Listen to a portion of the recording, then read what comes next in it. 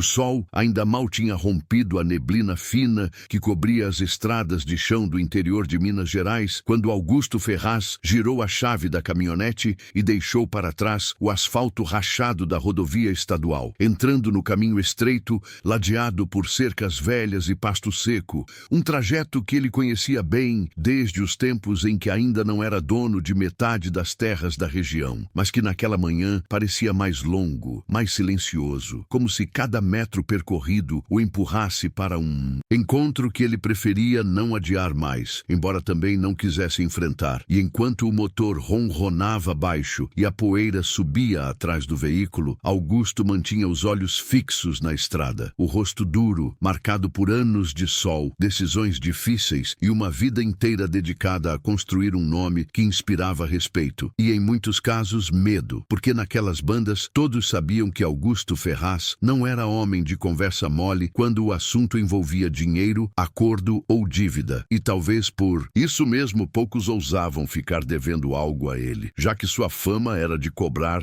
até o último centavo, não por necessidade, mas por princípio, pois na cabeça dele permitir que alguém deixasse de pagar era o mesmo que aceitar desordem, fraqueza, algo que ele jamais admitiria depois de tudo o que havia enfrentado para sair da miséria absoluta em que nasceu. E o motivo daquela viagem estava martelando em sua mente desde a noite anterior, quando revisara mentalmente a história de João Nogueira, um pequeno agricultor que havia pegado emprestados 15 mil reais para tentar salvar uma plantação de milho que acabou perdida na pior seca dos últimos anos. Um homem simples, trabalhador, que prometera pagar assim que a colheita viesse, mas que nunca teve essa chance, porque a morte chegou antes, repentina, cruel, deixando para trás Maria, a esposa, e 5 crianças pequenas. E embora muitos dissessem que cobrar aquela dívida era desumano, Augusto repetia para si mesmo que a dívida não era com o morto, era com a família, e que se começasse a aliviar para um, teria de aliviar para todos,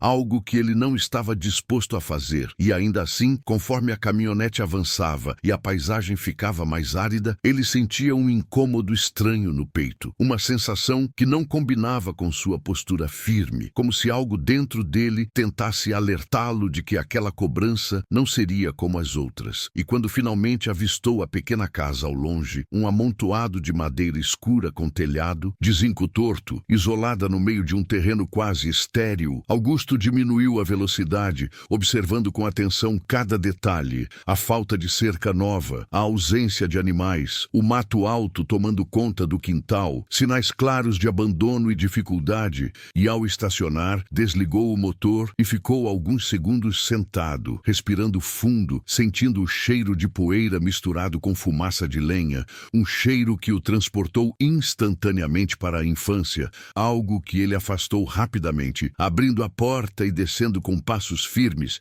ajustando o chapéu de couro e caminhando até a porta da casa, que estava entreaberta, e antes mesmo de bater, ouviu um som que o fez parar por um instante, um choro baixo, contínuo, o choro de um bebê, fraco, cansado, e aquilo o incomodou mais do que gostaria de admitir, mas ele bateu mesmo assim 2 batidas secas e chamou por Maria Nogueira, e depois de alguns segundos que pareceram longos demais, a porta se abriu completamente, revelando uma cena que Augusto não esperava. Maria estava ali, muito mais jovem do que ele imaginara, com o rosto magro, olheiras profundas, o cabelo preso de qualquer jeito, vestindo um vestido simples e gasto, segurando um bebê no colo que sugava seu peito com fome enquanto ela o amamentava sem qualquer cerimônia. E atrás dela, quase escondidas, 4 crianças de idades diferentes observavam o visitante em silêncio, algumas descalças, outras com roupas rasgadas, todas com olhos grandes e atentos. E por um breve, segundo Augusto, ficou imóvel, encarando aquela imagem, sentindo algo se quebrar dentro dele, porque aquela mulher não se parecia em nada com alguém capaz de pagar uma dívida, muito menos de 15 mil reais. Mas ele engoliu em seco, manteve a postura e se apresentou dizendo que precisava conversar sobre um assunto sério. E Maria, ao reconhecer o nome Ferraz, empalideceu. Seus olhos se encheram de medo e resignação, como se já soubesse exatamente o motivo daquela visita. E mesmo assim, ela abriu a porta e pediu que ele entrasse, dizendo que a casa era simples, mas que ele podia se sentar. E Augusto Augusto entrou, observando o interior com um olhar atento e silencioso. O chão de terra batida, os poucos móveis velhos, uma mesa empenada, duas cadeiras diferentes, um fogão a lenha com uma panela pequena fervendo algo ralo, nenhuma geladeira, nenhuma televisão, nenhum sinal de conforto, apenas o mínimo para sobreviver. E enquanto ele se sentava, Maria tentava acalmar o bebê e pedir silêncio às outras crianças,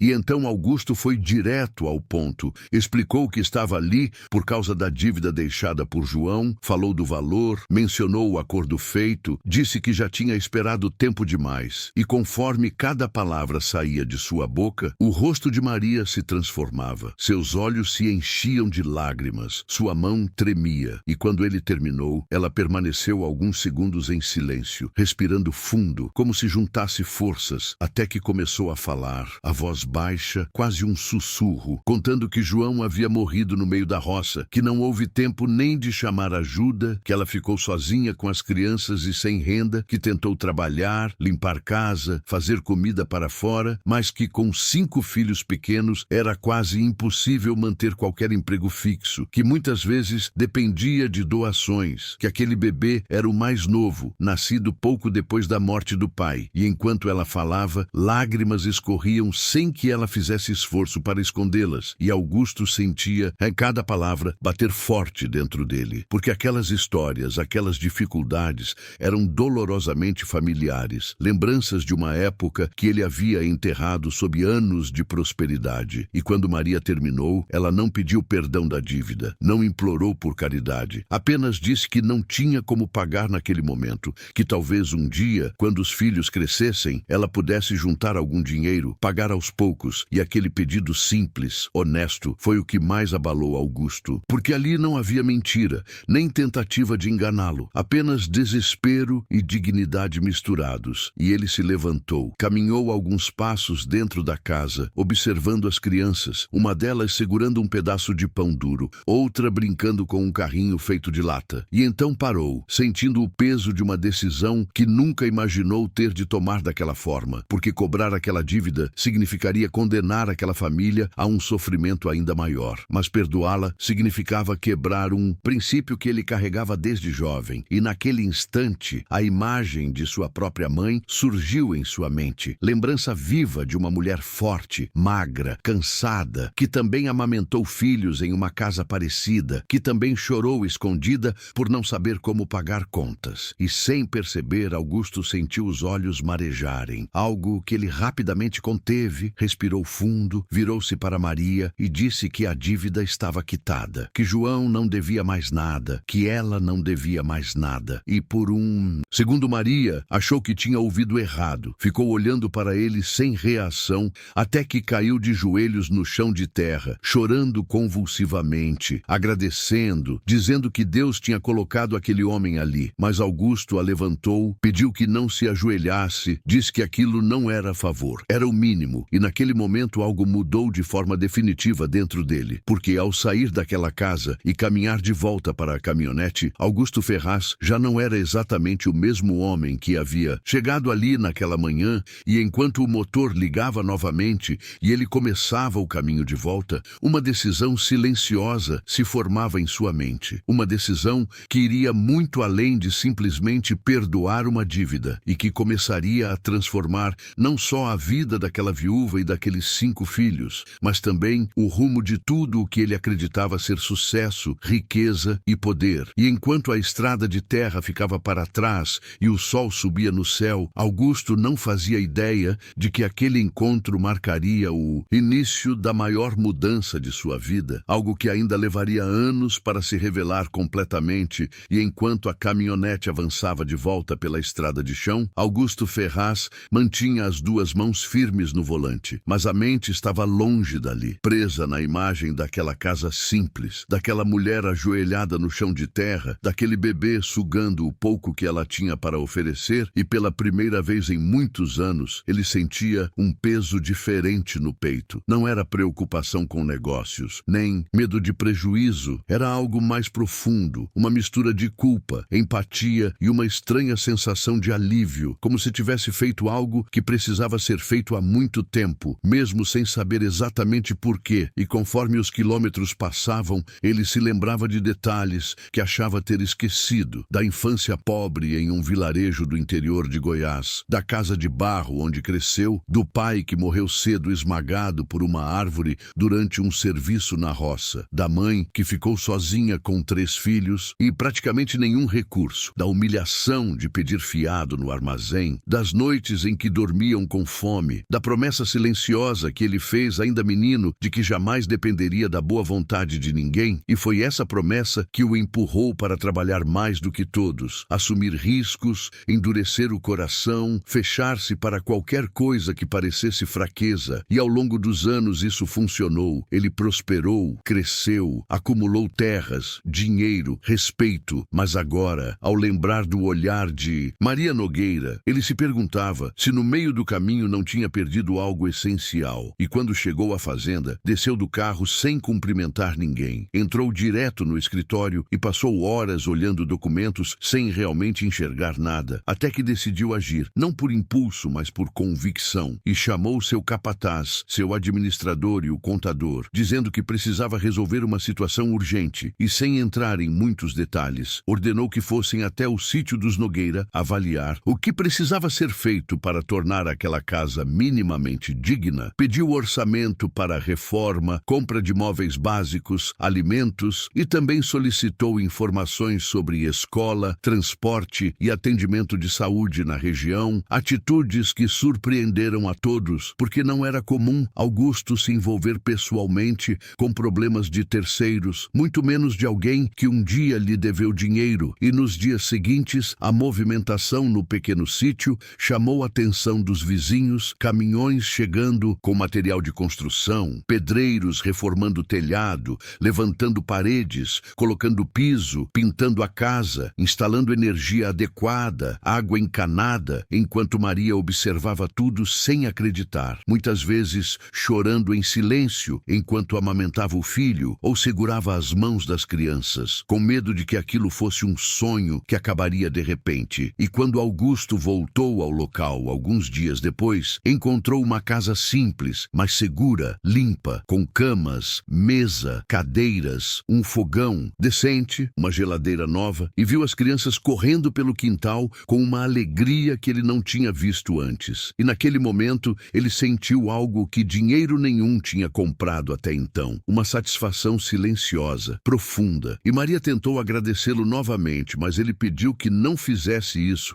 dizendo que aquilo era apenas um começo, que ela teria trabalho na cooperativa da fazenda, ajudando na organização, na cozinha, em horários que permitissem cuidar dos filhos, e que as crianças seriam matriculadas na escola da cidade, com transporte garantido. E Maria quase não conseguia responder, apenas assentia, com o rosto molhado de lágrimas, e ao voltar para casa naquela noite, Augusto dormiu melhor do que há muito tempo. Mas a mudança que começou ali não passou despercebida pela região, porque aos poucos as pessoas começaram a comentar que o fazendeiro Ferraz estava diferente, que tinha perdoado uma dívida, que tinha ajudado uma viúva. Histórias que se espalharam de boca em boca, algumas com admiração, outras com desconfiança, e houve quem dissesse que aquilo era estratégia, marketing, algum tipo de interesse oculto, mas Augusto não se importava, porque dentro dele algo tinha se reorganizado, e conforme os meses passavam, ele começou a enxergar sua riqueza de outra forma, passou a observar os pequenos produtores, os trabalhadores temporários, as famílias que viviam à margem da prosperidade que ele ajudava a gerar, e começou a perceber o quanto a desigualdade era profunda, invisível para quem só olhava planilhas. E quando uma nova seca atingiu a região, mais severa do que a anterior, muitos agricultores perderam tudo, e ao invés de aproveitar a situação para comprar terras a preço baixo, como outros grandes fazendeiros fizeram, Augusto decidiu agir diferente. Criou linhas de ajuda, forneceu sementes, permitiu prazos mais longos, renegociou dívidas, atitudes que inicialmente causaram estranhamento até entre seus próprios funcionários, mas que aos poucos começaram a gerar algo inesperado: lealdade, respeito verdadeiro. E enquanto isso, Maria reconstruía sua vida, trabalhando, cuidando dos filhos, vendo-os crescerem mais fortes, frequentarem a escola, aprenderem a ler, sonhar com um futuro que antes parecia impossível. E ela sempre contava a história daquele dia, do homem que chegou entrou para cobrar uma dívida e saiu deixando esperança, ensinando aos filhos que riqueza não era apenas dinheiro, mas caráter. E Augusto, por sua vez, acompanhava tudo à distância, sem se envolver demais, mas atento. E com o passar dos anos, ele envelheceu. O cabelo ficou branco, o corpo mais lento, mas a mente mais tranquila. E quando alguém lhe perguntava qual tinha sido o melhor negócio da sua vida, ele não falava das grandes compras de terra, nem dos contratos milionários. Falava daquele dia em que entrou numa casa pobre e encontrou uma mulher amamentando 5 filhos, porque foi ali que ele percebeu que poderia continuar acumulando bens e ainda assim morrer vazio, ou poderia usar o que tinha para mudar destinos. E essa escolha, feita em silêncio, longe dos holofotes, foi a que deu sentido a tudo. E mesmo sem saber, naquele dia, Augusto Ferraz não apenas quitou uma dívida em reais, mas resgatou algo que ele mesmo tinha perdido ao longo do caminho. E enquanto o tempo seguia seu curso e as crianças de Maria se tornavam adultos, a história daquele encontro continuava viva na memória da região, como um lembrete poderoso de que até o coração mais endurecido pode mudar quando confrontado com a realidade nua da vida, e que às vezes uma cobrança pode se transformar na maior lição de humanidade que alguém pode receber. E conforme os anos avançaram, a transformação iniciada naquele dia continuou a se desdobrar de maneiras que Augusto Ferraz jamais poderia ter previsto, porque a decisão tomada diante daquela casa simples não ficou restrita à vida de Maria Nogueira e de seus filhos. Ela começou a ecoar pela região inteira, provocando reações diversas, algumas positivas, outras carregadas de desconfiança e até hostilidade, pois nem todos viam com bons olhos a mudança de postura de um homem que sempre foi conhecido pela rigidez, e houve outros grandes proprietários que passaram a criticá-lo abertamente em reuniões de cooperativa, dizendo que ele estava enfraquecendo o sistema, que estava ensinando o povo a não pagar dívidas, que aquilo criaria um precedente perigoso. E Augusto ouvia tudo em silêncio, sem se justificar, porque dentro dele a certeza era maior do que qualquer argumento. E ao mesmo tempo em que lidava com essas críticas, ele observava Maria crescer como mulher e mãe, assumir responsabilidades, aprender a lidar com papéis, números, organização, algo que ela nunca tivera oportunidade de fazer antes. E pouco a pouco ela se tornava uma referência de força para outras mulheres da região, que começaram a procurá-la para pedir conselhos, ajuda, orientação. E Maria nunca esquecia de dizer que tudo aquilo só foi possível porque alguém decidiu enxergá-la como ser humano e não como um número. E os filhos dela também